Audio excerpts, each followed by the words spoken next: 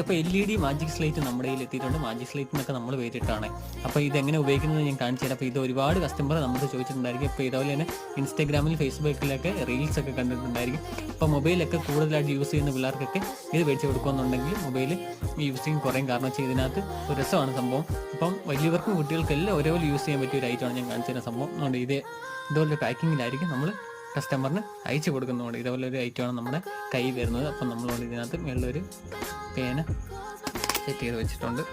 അതെടുത്തിട്ട് കൊണ്ട് നമുക്കിതുപോലെ എന്ത് വേണമെങ്കിലും ഇതിനകത്ത് എഴുതാം. എന്നിട്ട് താഴെ ഒരു ബട്ടണുണ്ട്, അതിൽ നിന്നൊക്കെ വന്നുണ്ടെങ്കിൽ ഓട്ടോമാറ്റിക്കായിട്ട് അത് മാഞ്ഞു പോകും.